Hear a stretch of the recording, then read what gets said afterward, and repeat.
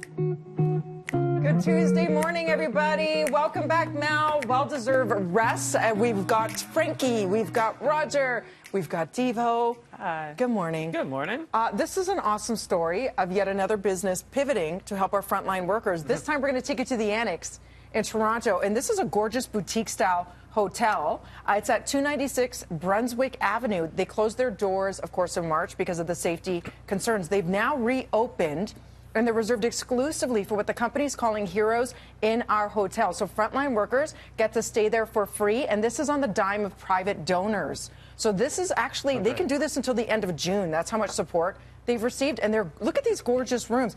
It's also, they were talking about like touch-free. So for regular, even when they were pre-pandemic, right, you could get in through the access of your phone. You didn't have to check into an actual, let's say, the front lobby or the concierge. You could actually have your room, food delivered to your room without ever having to see anybody. They were ahead of the curve in that sense. Yeah, a lot of hotels, when we travel for a lot of the work stuff that I've been doing, a lot of hotels you're seeing like San Francisco, LA, they do that, these boutique hotels where you don't really talk to anybody. You go in, everything's, pre-booked, everything's on your phone, you're done, yeah. Contact free. So they said even to get into your room, cool. I guess they give you a code or whatever that then opens the door. It's so cool. So if you want to help out, the Annex Hotel's website is theannex.com for details on how to either help donate some cash to make sure the frontline workers can stay there, or you can actually participate if you're a frontline worker looking for space, as long as they have a room available, because we all know that you hear story after story. There are these long hours, and it's close by the, nearby hospitals,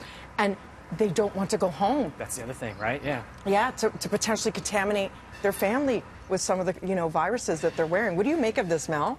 This is great, and I've heard of some other hotels doing it too. I think this one is actually for a stay, whereas some other hotels have been doing kind of a drop-in where healthcare workers can shower, maybe grab a nap, as you said, long hours.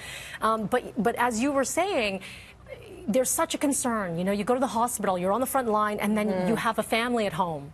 You want to make sure that they are safe as well. So this is so great. I've seen a lot of people going into the mobile homes or staying in different places. This is a nice, beautiful, comfortable space that is close to their workplace.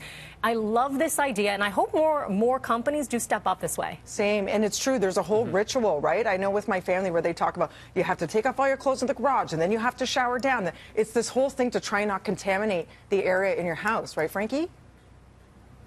Yeah, it's. I have a friend actually that was just tested positive for COVID yesterday. Speaking about how he's staying in his house right now in a designated room. This is great that you're keeping families safe at this time. A business has pivoted. There's donors that are helping, so helping the business, helping others.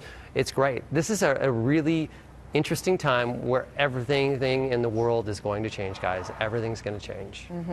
What did you make when you saw and heard about this story, Raj, at the Annex Hotel?